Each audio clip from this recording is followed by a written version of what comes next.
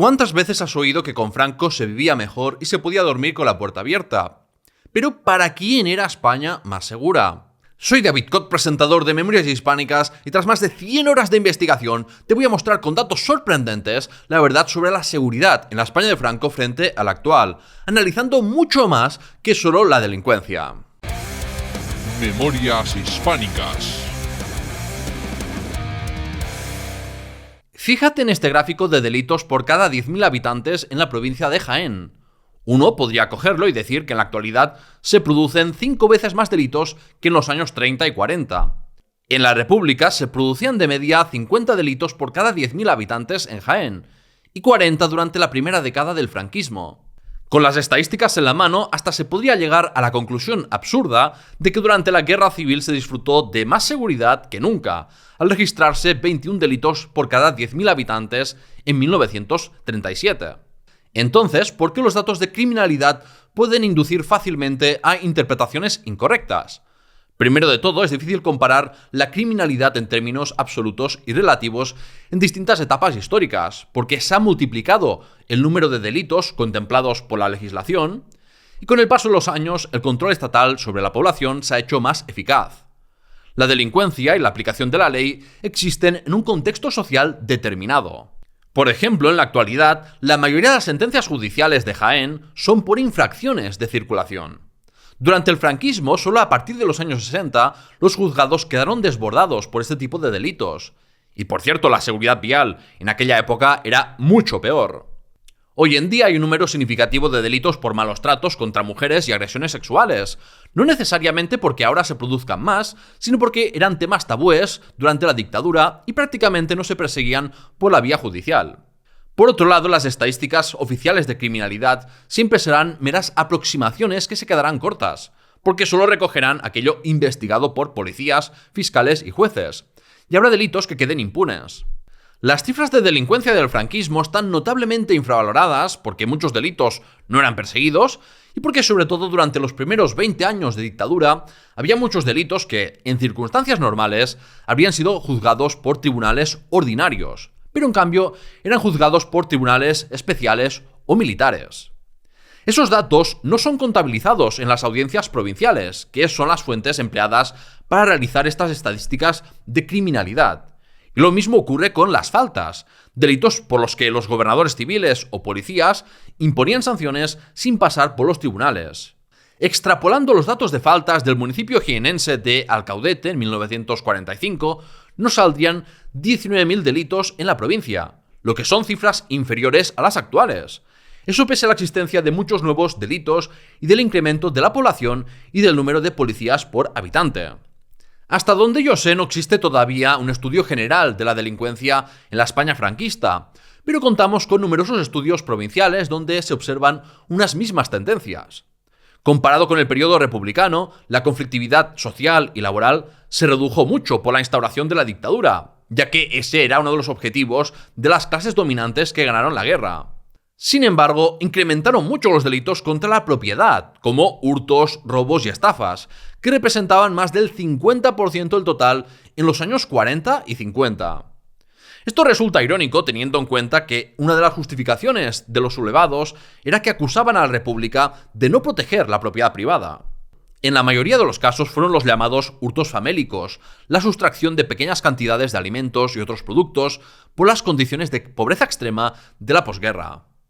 Más del 80% de los procesados de la provincia de Murcia, en los años 40, eran personas sin antecedentes, lo que demuestra la falta de profesionalización de la delincuencia en general y que se hacía por necesidad.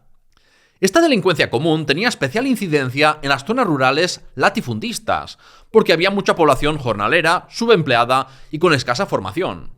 La justicia franquista se caracterizó por la desproporción entre el delito cometido y el castigo draconiano que se imponía.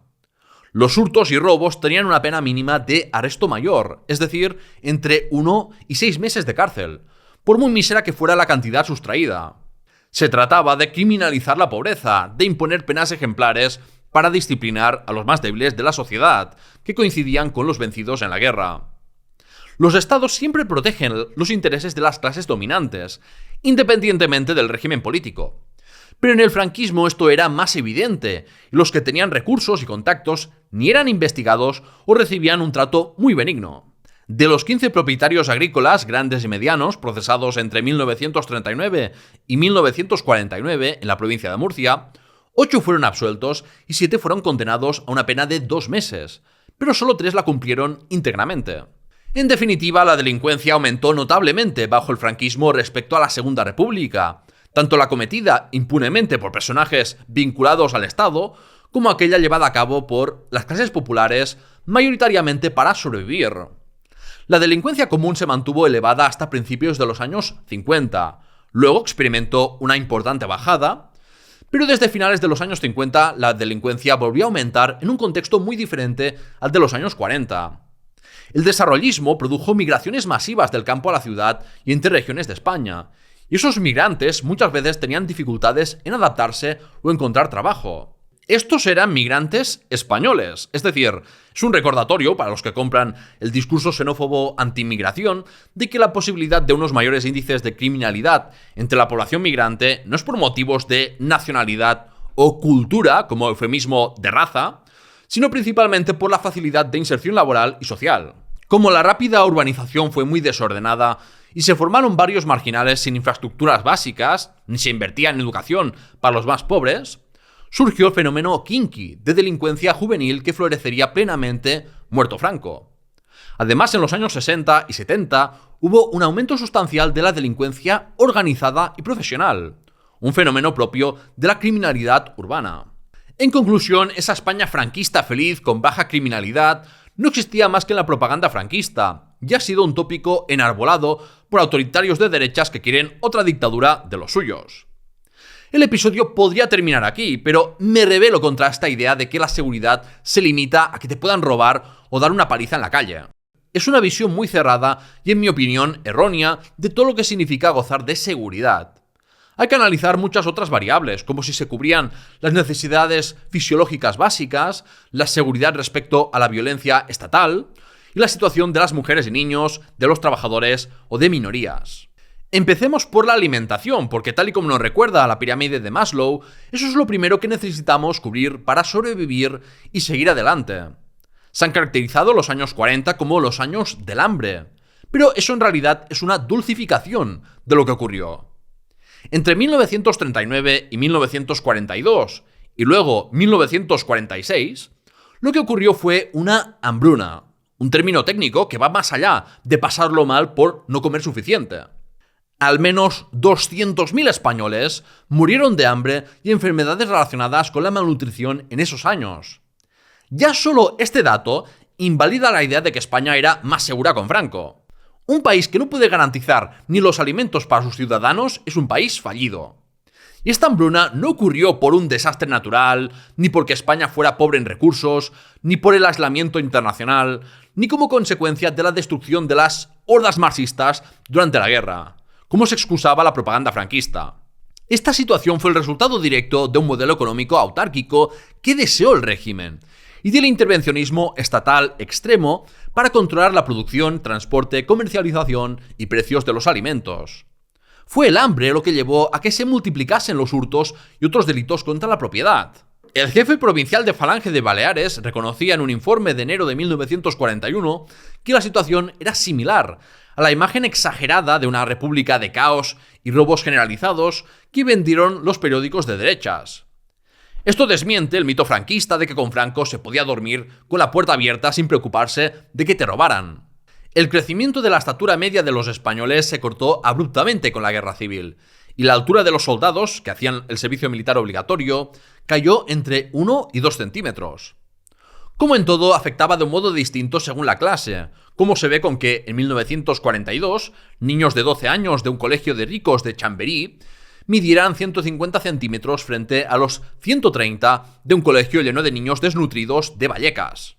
En 1936, la tasa de mortalidad infantil en el primer año de vida estaba en 114 bebés por cada 1000 nacidos, y subió hasta los 148,6 en 1941. En 1942, en la provincia de Jaén, se llegó a la estratosférica cifra de 347 defunciones por cada 1000 bebés recién nacidos, es decir, 1 de cada 3 menores de 1 año se murió. El Ministerio de Gobernación reconocía que en 1943 murieron 130.000 niños menores de 5 años, una absoluta barbaridad. Y todo como consecuencia de la hambruna provocada por las desastrosas políticas económicas del régimen y por la falta de servicios sanitarios adecuados. Los niños que sobrevivieron a la hambruna sufrieron de por vida limitaciones en su desarrollo físico e intelectual y algunos padecieron enfermedades crónicas. Al padecer hambre, los trabajadores rendían menos, se veían obligados a dejar de trabajar por la desnutrición o se desmayaban, como revelan informes de Falange y la patronal. Hubo quienes cocinaban hierbas o hasta mataban animales domésticos como gatos para sobrevivir, con todos los problemas de salud que eso comportó. El eslogan franquista de «ni un hogar sin lumbre, ni un español sin pan» distaba mucho de trasladarse a la realidad. Sobre la hambruna espero en un futuro hacer un episodio dedicado a ella, así que no olvides de estar suscrito y darle a la campanita de notificaciones en YouTube y te animo a convertirte en mecenas en Patreon. Las condiciones higiénicas siempre dejaron mucho que desear durante la dictadura, pero especialmente en la posguerra.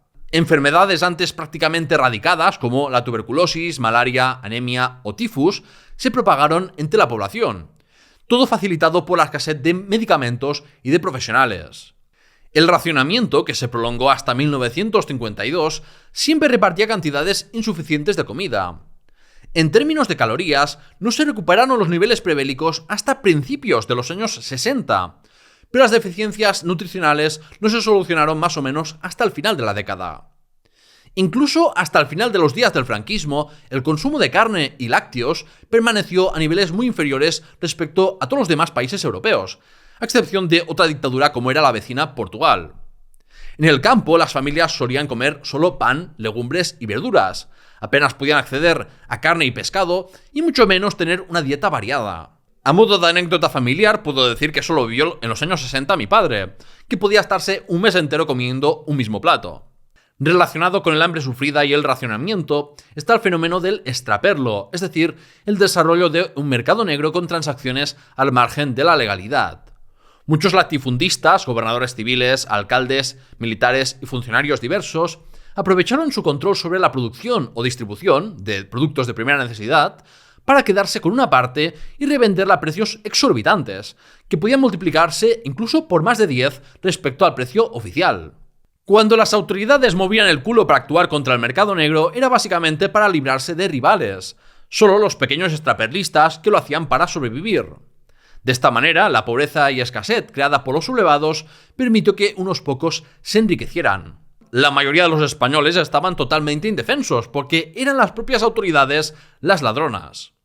Además, los consumidores no podían conocer la calidad de los productos que compraban de extraperlo, ni si eran perjudiciales para su salud.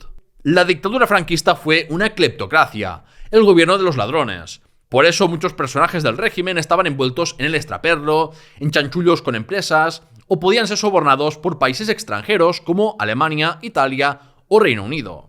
No debería extrañar que los que cometieron traición contra la República con ayuda extranjera se dejasen comprar al mejor postor.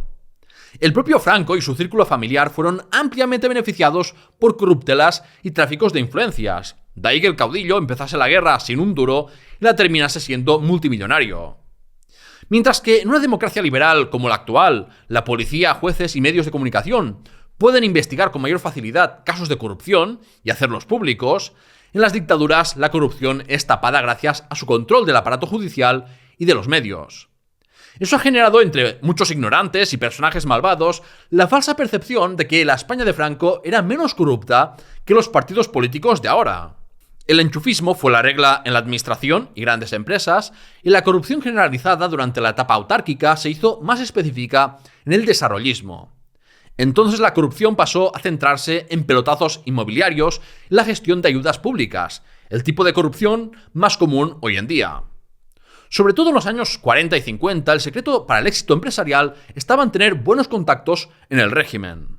No se puede hablar de si España era más segura con Franco sin explicar la represión política y económica del franquismo y poner cifras sobre la mesa.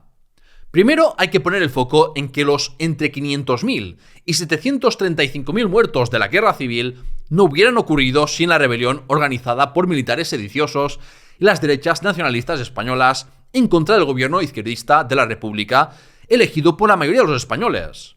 Ya desmonté las justificaciones franquistas para su elevación en el episodio de ¿Quién tuvo la culpa de la guerra civil? Las cifras más actualizadas del balance de asesinados en la retaguardia sublevada ascienden a 150.000 personas, frente a las 50.000 de la retaguardia republicana. Unos 8.000 guerrilleros maquis en los montes y ciudades lucharon contra la dictadura hasta principios de los años 50. Aproximadamente la mitad de ellos murieron, y al menos 50.000 personas fueron ejecutadas entre 1939 y 1948. Los juzgaron en consejos de guerra en los que se producían pseudojuicios sin ninguna garantía procesal, donde podían ser juzgadas decenas de personas a la vez en pocos minutos y sin nadie realmente para defenderlos. Les aplicaron la ley de responsabilidades políticas, una abominación jurídica aplicada retroactivamente, con la que los golpistas traidores juzgaban como rebeldes a los defensores de la legalidad republicana. Era la justicia al revés, tal y como la llamó el cínico cuñado de Franco. La represión política del franquismo tenía como objetivo instalar un clima de terror para paralizar a la oposición, que los opositores no pudieran organizarse y que la gente se sintiera resignada. Y en esto hay que decir que tuvieron mucho éxito. El franquismo dividía en tres a aquellos a los que dirigía su política represiva: los considerados causas perdidas, por lo general los más activos en partidos políticos y sindicatos que fueron ejecutados; los considerados recuperables a través del encarcelamiento, trabajos forzados y reeducación con la ayuda de la Iglesia; y el resto de españoles que fueron amedrentados por la violencia extrema contra los otros dos grupos. Las herramientas de la represión incluían ejecuciones, sentencias draconianas en cárceles masificadas e insalubres, depuraciones en organismos públicos, empresas privadas y colegios profesionales, expropiaciones de bienes, torturas y formas de violencia simbólica. La política del miedo se mantuvo vigente durante toda la dictadura. En 1963 se abandonó la anormalidad de perseguir a disidentes políticos con consejos de guerra y se instauró el Tribunal de Orden Público. Este tribunal abrió 22.660 procedimientos que afectaron a más de 50.000 personas, perseguidas por delitos como la asociación ilícita, propaganda ilegal o reuniones y manifestaciones no autorizadas. Es decir, que la represión franquista fue adaptándose a los tiempos según los cambios de dentro y fuera de sus fronteras, pero fue una dictadura que utilizó ampliamente el poder del Estado contra la oposición durante toda su existencia. De hecho, la represión se recrudeció en los últimos años al ser la dictadura más cuestionada. Las manifestaciones frecuentemente dejaban víctimas mortales, porque los policías eran de gatillo fácil y actuaban con mucha impunidad. Por supuesto, la primera década de dictadura fue la etapa de represión más salvaje. El franquismo encerró en campos de concentración y cárceles al mayor número de españoles de la historia. Carlos Hernández de Miguel cifra en 296 los campos de concentración del franquismo, algunos de estos solo de unos meses de existencia, otros de varios años, y en cerca de 1.000 si se suman los batallones de trabajo. Entre 700.000 y 1 millón de personas pasaron alguna vez por un campo de concentración. Estos campos de concentración fueron también campos de exterminio, pero de un modo diferente a los del nazismo. Dejaron morir de hambre y enfermedades a miles de cautivos, fuesen hombres, mujeres o niños. A otros directamente los asesinaban los guardias o falangistas que entraban en ellos con permiso del jefe del campo para cazar enemigos políticos. Las autoridades franquistas crearon un sistema de trabajo esclavo para forzar a los cautivos, incluyendo a miles sin sentencia judicial, a realizar labores que beneficiaran económicamente al Estado y a numerosas empresas privadas. Este sistema fue perdiendo importancia y evolucionó, pero se mantuvo hasta 1970. Pero aparte de los privados de libertad en campos de concentración, estaban las cárceles. En 1940 había por lo menos 280.000 presos. Los centros de reclusión estaban abarrotados, muy por encima de sus capacidades, en condiciones totalmente insalubres, sin asistencia sanitaria ni raciones suficientes, y además los malos tratos y torturas eran habituales. Por eso la mortalidad carcelaria fue muy elevada. Cuando los presos políticos salían de prisión, realmente no experimentaban mucha más libertad. Tenían que presentarse un día a la semana ante el cuartel de la Guardia Civil más cercano, en una procesión humillante para ser señalados. Y en el cuartel podían ser detenidos, interrogados y maltratados. Una visita de Franco a una ciudad o pueblo llevaba al arresto preventivo de todos los antiguos presos políticos de la zona. Hubo presos que obtuvieron la libertad condicional, pero que al regresar a sus pueblos y ver la hostilidad y marginación social y económica que sufrirían, optaron por suicidarse. Aparte de la represión física de los presos, la represión económica fue muy relevante también. El robo de los vencedores fue sistemático. Robaron el patrimonio de partidos y sindicatos, asociaciones, individuos izquierdistas y cooperativas de producción y consumo. Solo en Andalucía incautaron bienes e impusieron multas por valor de 120 millones de pesetas, más que el presupuesto del Ministerio de Asuntos Exteriores. Se calcula que unos 300.000 empleados públicos fueron depurados, con lo que miles de personas quedaron inhabilitadas y sin trabajo. Personas clasificadas como no afectas al movimiento podían ver que su ayuntamiento les negaba la licencia para abrir un negocio durante los años 40 y 50. Les hacían la vida imposible, lo que les ponía en situación de riesgo de caer en la indigencia, prostitución o morir de hambre. Además, los vencedores creían que la administración formaba parte del botín de guerra. Por eso, hasta mediados de los años 60, el 80% de las plazas en cargos públicos se reservaban por ley a veteranos y mutilados del ejército sublevado, cautivos de los republicanos y familiares de los muertos del bando faccioso. La condición de vencidos y rojos pasaba a los hijos y familiares, y eso cerraba puertas a oportunidades de estudio y cargos públicos. La división social entre familias de vencedores y de vencidos se mantuvo durante toda la dictadura. No hubo paz, ni piedad, ni perdón. La España de Franco no era un lugar amigable para los trabajadores, que no tenían derecho a estar en un sindicato de verdad que luchase por sus derechos, ni derecho a la huelga o a la manifestación. Como consecuencia de la victoria de las clases pudientes, la represión política y sindical, los proyectos republicanos de distribución de tierras para los campesinos se cancelaron en beneficio de los latifundistas. Y los salarios de los españoles permanecieron muy bajos. El PIB de 1935 no se recuperó hasta 1952. Y el PIB per cápita todavía tardó 2 años más en recuperarse. Pero hay que tener en cuenta que las desigualdades eran mayores que en el periodo republicano. Los salarios reales cayeron en picado en la posguerra, entre un 50 y un 75% respecto a los niveles de 1935, según el sector, el año y lo mal que estuviera la inflación y la escasez. Esta situación sin parangón en toda Europa era reconocida en informes internos del franquismo. La Cámara de Comercio e Industria de Sabadell calculaba que el poder adquisitivo de un trabajador de la industria textil en 1942 era solo un 28% del que tenía en 1936. Y en 1950 todavía estaba en un 65%. En términos reales, los salarios agrícolas no recuperaron el nivel de 1936 hasta 1964. O sea, párate un momento a pensar lo increíblemente grave que es todo esto. Los bajos salarios hicieron que los empresarios no tuvieran incentivos para invertir en mejorar la productividad, y por supuesto suponían una amenaza para la propia existencia de los trabajadores. La jornada laboral oficial de 48 horas semanales, repartidas en 6 días, era insuficiente para sobrevivir. En los años 40 normalmente se trabajaba entre 60 y 70 horas semanales, mientras que en 1969 un obrero industrial español trabajaba de media 55 horas, cuando la media europea estaba en 44 y cobrando el doble. El PIB de España creció alrededor de un 6% interanual en los años 50 y un 7% en los 60. Pero hay que decir que estamos en el contexto internacional de la edad de oro del capitalismo, que es muy fácil crecer rápido si partes desde muy abajo, y que los países socialistas, o como yo los considero capitalistas de Estado, crecieron a ritmos similares, y no veo por ello a los franquistas diciendo que son un modelo que imitar. El mal llamado milagro español se basó en una mano de obra barata y disciplinada, por eso de estar en una dictadura, en la inversión extranjera, en el turismo y en las remesas que enviaban cientos de miles de migrantes españoles. Nunca se hubiera producido una hecatombe económica y una hambruna sin la guerra civil provocada por los derechistas traidores, y el crecimiento económico hubiera sido superior en una democracia liberal como lo era la República. Hay que recordar que fue por culpa de Franco que España no pudo unirse a la Comunidad Económica Europea.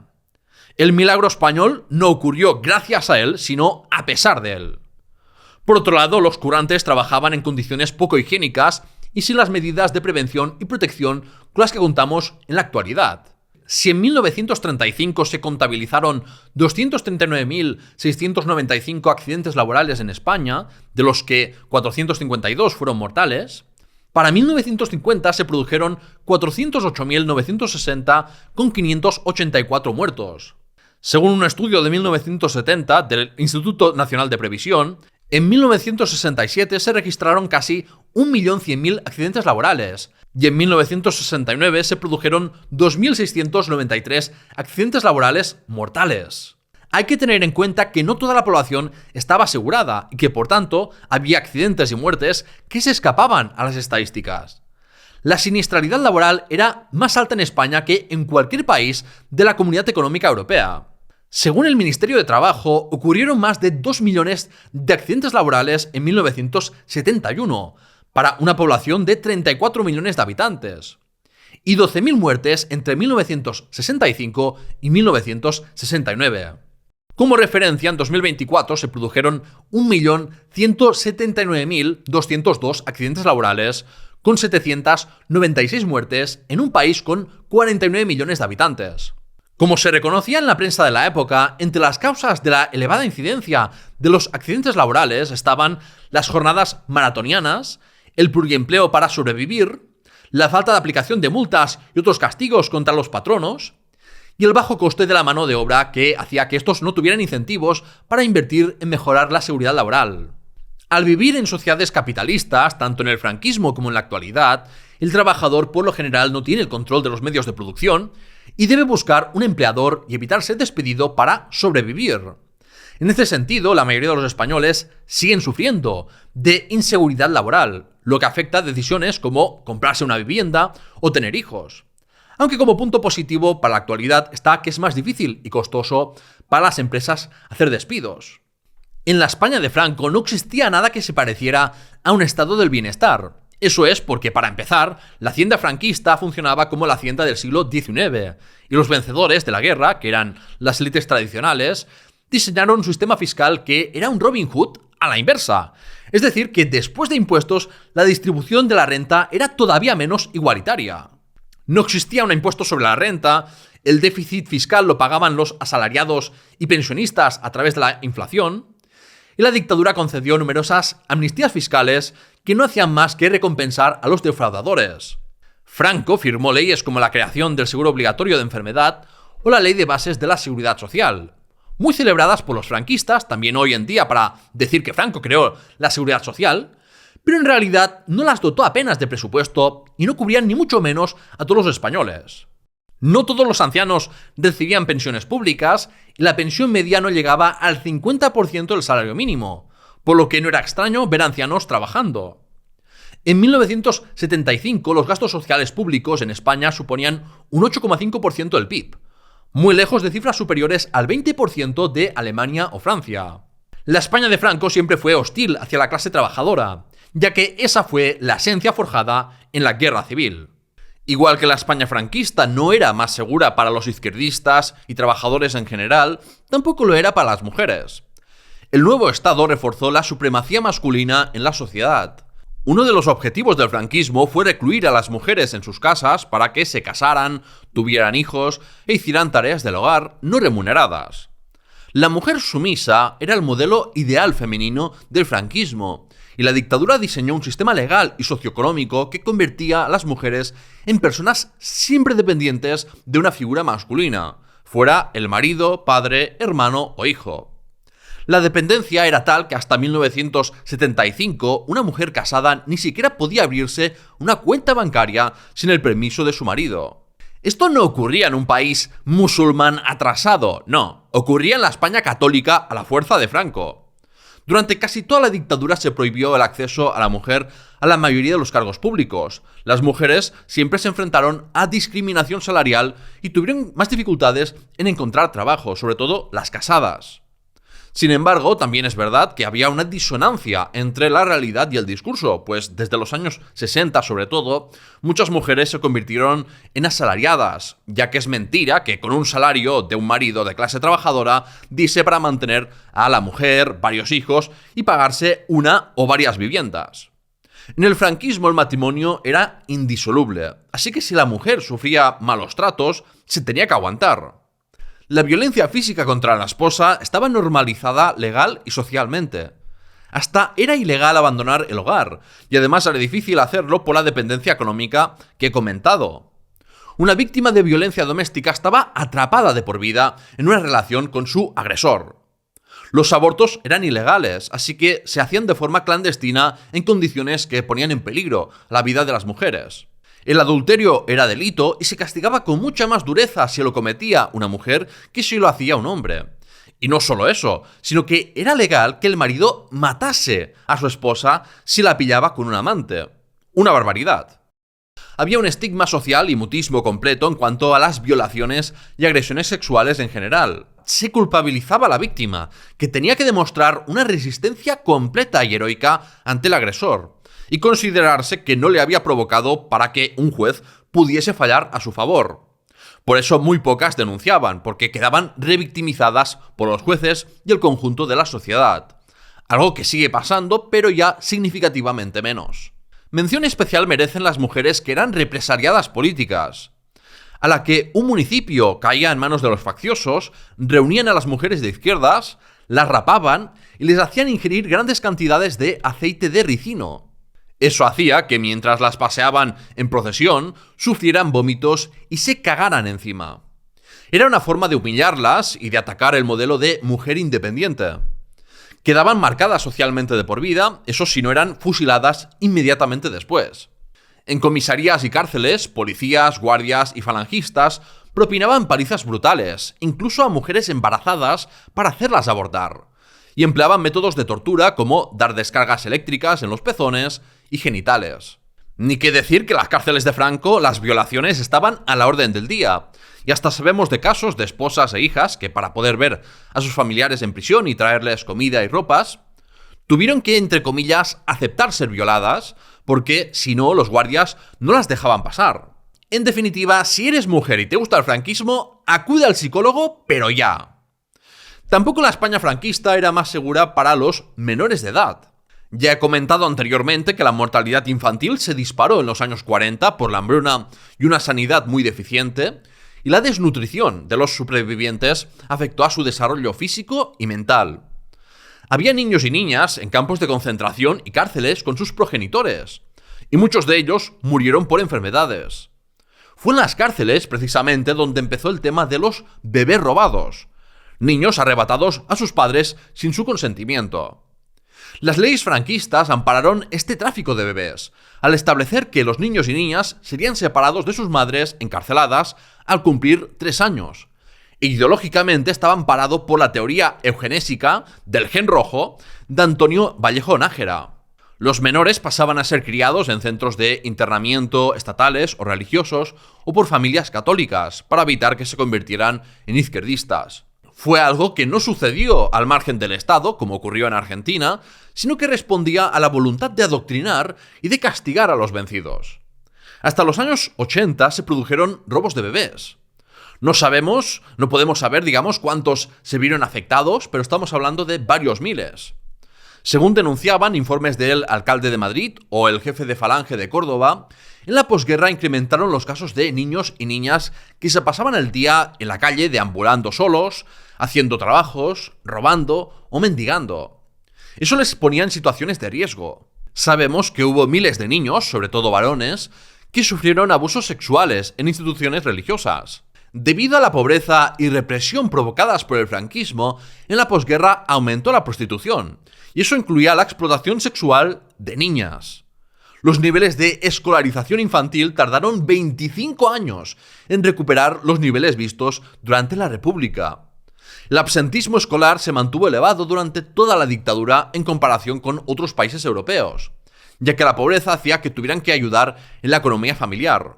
Entre 1952 y 1957, el gasto en las Fuerzas Armadas y policiales todavía se comía el 32% del presupuesto estatal, frente a un ridículo 7% dedicado a la educación. El muera la inteligencia fue la política educativa franquista por excelencia.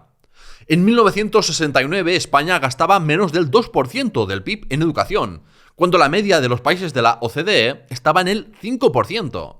En 1955 había un maestro por cada 35 alumnos, mientras que en 1970 España tenía una de las tasas más bajas de alumnos universitarios de toda Europa. 653 alumnos universitarios por cada 100.000 jóvenes, frente a los 856 de Grecia, 1.280 de Italia o 4.137 de Estados Unidos. Según un informe de 1962, el 85% de la población no había pasado de la educación primaria o formación profesional, y solo un 1,7% contaba con educación superior, principalmente aquellos que eran de familias adineradas. Los índices de analfabetismo se mantuvieron superiores al 20% en regiones marginadas como Extremadura, Andalucía o las Canarias.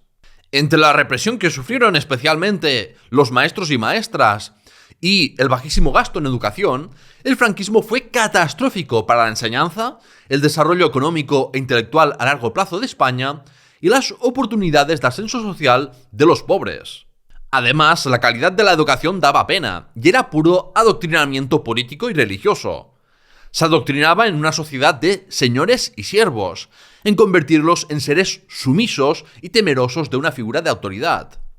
La obediencia era la lección más importante en la educación franquista, tal y como vimos en el vídeo dedicado a cómo se adoctrinaba. Los castigos físicos y humillaciones eran comunes para disciplinar a los niños. Se segregó a los niños y niñas en las aulas. A las niñas se las adoctrinaba para someterse a figuras de autoridad masculinas y en ser madres y esposas obedientes. Se les impartía lecciones específicas para cocinar, tejer o cuidar de hijos. No aprendían matemáticas, ciencias naturales o lenguas extranjeras. ¿Para qué? Si su destino era terminar encerradas en casa. ¿Cuánto talento se desperdició en la dictadura? Y eso también afectó a la seguridad económica de aquellos que recibieron una educación deficiente. Durante todo el franquismo hubo problemas de vivienda. En el periodo autárquico, porque tal política dificultó la adquisición de materiales imprescindibles para la construcción, y durante el desarrollismo por el rápido crecimiento de las ciudades. Hoy también tenemos graves problemas con la vivienda, con la diferencia de que los estándares de habitabilidad y construcción son mucho más exigentes. Con Franco era habitual que aparecieran en los periódicos noticias de derrumbamientos de viviendas, porque se construían con materiales malos para ahorrar costes. Vamos, que uno no estaba seguro ni en su propia casa. Tampoco las viviendas estaban equipadas como ahora. En 1970, todavía menos del 80% de las viviendas españolas disponía de agua corriente, y menos del 50% contaba con un cuarto de baño o ducha. Las diferencias eran muy acusadas entre las viviendas del campo y de las ciudades, en el acceso al agua corriente, gas, teléfono o calefacción. La ciudad y el campo eran dos mundos totalmente diferentes, porque el desarrollo se centró en las urbes, mientras que el campo permaneció subdesarrollado. Debido a las migraciones masivas del campo a la ciudad, la urbanización se hizo de forma desordenada y sin que el sector inmobiliario pudiera construir a un ritmo suficiente para satisfacer la gran demanda. Por eso el fenómeno del chabolismo empeoró respecto a periodos anteriores. Los migrantes no tenían medios para pagar un alquiler, ni mucho menos comprar una vivienda, y por eso construían casetas con desechos de madera o chapas, sin agua corriente, alcantarillado o electricidad, sin modo de aislarse del frío o del calor y en condiciones insalubres. Muchas veces la policía obligaba a derribarlas, pero los chabolistas las volvían a construir. En los años 40 se estimaba que en España vivían más de 400.000 personas en chabolas. En 1975, en Madrid todavía había 30.000 chabolas con 150.000 personas viviendo en ellas, siendo así la capital europea con el mayor porcentaje de población viviendo en estas condiciones. Aparte de los problemas de salubridad y de salud que sufrían sus residentes, su seguridad física estaba en peligro.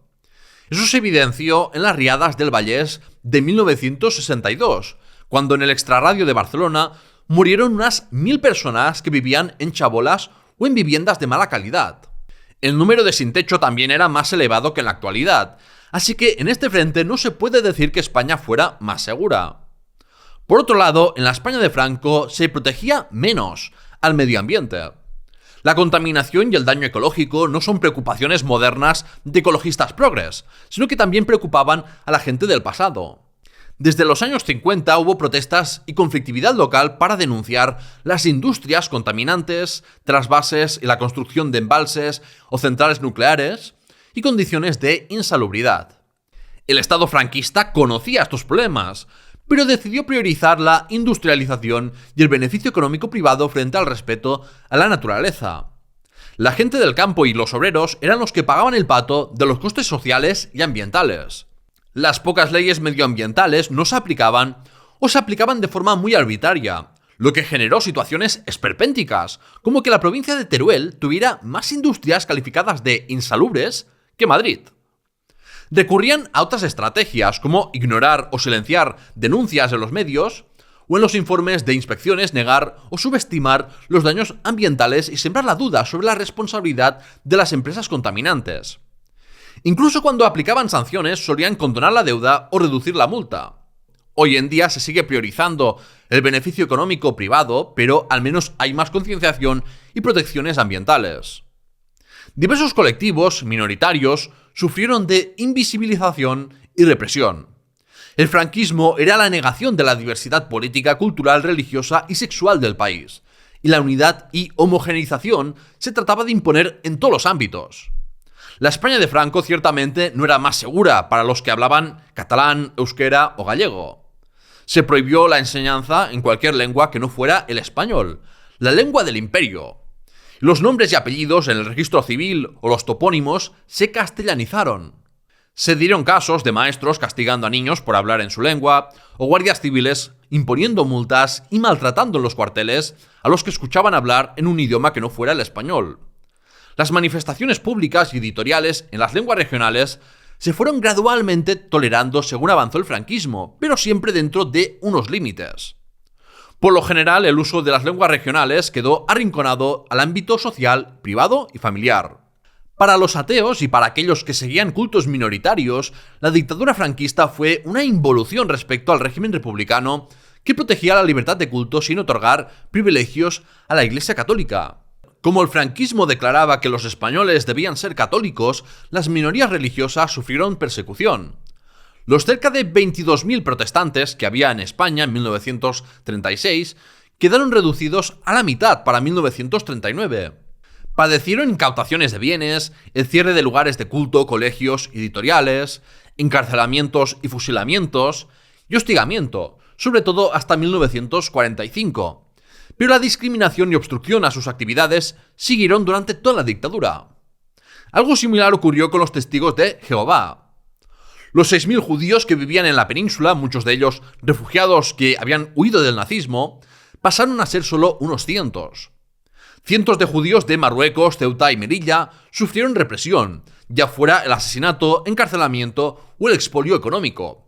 Y hubo clausura de sinagogas y de instituciones judías. Esto contrastaba con el respeto religioso que por pragmatismo y camaradería dio Franco a los musulmanes marroquíes. Les concedió facilidades para viajar a la Meca e incluso hizo edificar la primera mezquita moderna de España. No creo que esto a los de Vox les haga mucha gracia. Con la ley de vagos y maleantes y luego la ley de peligrosidad social, la dictadura persiguió a gays, lesbianas, bisexuales y transexuales y no pocos fueron encarcelados. Era una época donde debían mantenerse dentro del armario, debían ser discretos y vivir con miedo a que fueran descubiertos por su entorno o por las autoridades y sufrir acoso, violencia física y repudio social. Se podían hacer sin problemas las llamadas terapias de conversión y trataban a las personas LGTB como enfermos y pecadores. Ser uno mismo era delito en la España de Franco. También con esas mismas leyes perseguían a los gitanos, ya que se les atribuía una presunción de culpabilidad, como ya venía pasando desde hacía siglos. El franquismo tampoco fue más seguro para las personas con discapacidades físicas o intelectuales o personas con enfermedades mentales, a las que se les podía encerrar sin su consentimiento en instituciones psiquiátricas donde carecían de derechos y los malos tratos eran frecuentes. Un colectivo frecuentemente olvidado, al hablar de los que sufrieron el franquismo, es el de los colonizados en Marruecos, Sáhara Occidental y la Guinea Española. Sufrieron la desatención de la administración y una situación económica aún más penosa que en España, tanto por la falta de inversiones como por una extorsión económica llevada a cabo a través de los impuestos y de la corrupción con el racionamiento. Se produjo la persecución e incluso asesinato de algunos líderes nacionalistas anticoloniales. De los al menos 78.500 marroquíes que participaron en la Guerra de España, muchos fueron forzados a alistarse a favor de Franco, porque las autoridades españolas impusieron cuotas de alistamiento a jefes de las cabilas tribales, con sobornos o bajo la amenaza de ser encarcelados o ejecutados. Fueron usados como carne de cañón por los sublevados, con lo que incurrieron en muchas bajas. En Guinea, procesos anteriores al franquismo continuaron, como una cristianización e hispanización a la fuerza y una explotación laboral que incluía trabajos forzados, especialmente entre población migrante de otros países africanos. Por tanto, la España franquista era más segura, menos para las mujeres, los niños y niñas, los ancianos, las personas LGTB, los que hablaban catalán, euskera o gallego, las minorías religiosas y ateos, los colonizados, los gitanos, los mendigos, los discapacitados, los enfermos, los artistas e intelectuales, los periodistas, las personas juzgadas en tribunales, los presos, los que no tenían buenos contactos en el régimen, los izquierdistas, los trabajadores. En general, si eras pobre, estabas bien jodido. Entonces, ¿para quién era más segura España? Pues para los asesinos amparados por el nuevo Estado, los corruptos y los policías y guardias de prisiones de gatillo fácil y torturadores. Y es que ahí está la clave. La dictadura franquista era el régimen de los asesinos, ladrones y traidores. Así que los mayores criminales eran los que controlaban el Estado. Sus asesinatos y ejecuciones, torturas, expolios y corrupciones simplemente no engrosan las estadísticas oficiales de criminalidad. Es cierto que hay cosas que he comentado en este episodio que venían más determinadas por el contexto histórico general del mundo, como una menor protección del medio ambiente, una mayor brutalidad policial o la invisibilización y discriminación sufrida por el colectivo LGTB. Pero otras eran muy específicas de la dictadura de Franco, como la represión política, la hambruna o la falta de políticas sociales. Como ya hacían en tiempos de la República, los derechistas exageran los problemas de criminalidad, infunden el miedo y venden la imagen del caos que ellos pretenden solucionar con mano dura, es decir, autoritaria. Pero no tienes que elegir entre seguridad y libertad. Esa es una falsa dicotomía, porque una dictadura es por definición más insegura para la mayoría de la población que un régimen de democracia liberal. No hay nada más peligroso que un criminal amparado por el poder del Estado. Además, infórmate o viaja porque te garantizo que la mayoría de los países del mundo sufren peores problemas de seguridad en este sentido de la delincuencia que España. Esto no lo digo como una defensa del statu quo. Hay muchas cosas mejorables, pero sin duda alguna se vive mejor ahora que con Franco. Si en tiempos de la República las derechas criminalizaban al español pobre, ahora lo hacen con el inmigrante extranjero pobre. Lo que comparten estos es que se encuentran en el estrato social más bajo, ya que siempre es más fácil culpar a los más débiles que, si tienen comportamientos antisociales, es sobre todo por pobreza y desigualdades económicas. La mayoría de los que caen en discurso anti-inmigración son gente de clase trabajadora, y si eres de esos quiero dirigirme a ti. Creo que te des cuenta de que el discurso anti-inmigración solo sirve para dividir a los trabajadores y distraerlos de los verdaderos culpables de sus penurias económicas, la clase capitalista, los propietarios que a través de empresas, tierras o viviendas exprimen como un limón a los trabajadores. Te recuerdo que en tiempos de Franco los españoles que emigraban muchas veces lo hacían de manera ilegal, y en los países del norte de Europa eran tratados como basura delincuente y que les venía a robar el trabajo. O que aquí en Cataluña los migrantes de Murcia o Andalucía eran denominados de forma despectiva charnegos. Igual te sentirás menos miserable sabiendo que hay un negro o moro trabajando en peores condiciones que tú, y en trabajos más despreciados. Igual te reconfortará eso de sentirte superior, como una consolación de que alguien esté peor que tú. Pero eso no mejorará tus condiciones materiales y en el proceso te habrás convertido en una peor persona llena de ira y de odio. Espero que hayas aprendido mucho en este episodio y si es así, por favor déjame tus reflexiones en los comentarios. Si conoces a algún nostálgico del franquismo, envíale este vídeo. Y tienes una lista de reproducción en la descripción donde desmonto más mitos franquistas. Dale a me gusta y suscríbete al canal O2 Podcast, La Historia de España, Memorias Hispánicas, para más contenido sobre nuestra historia.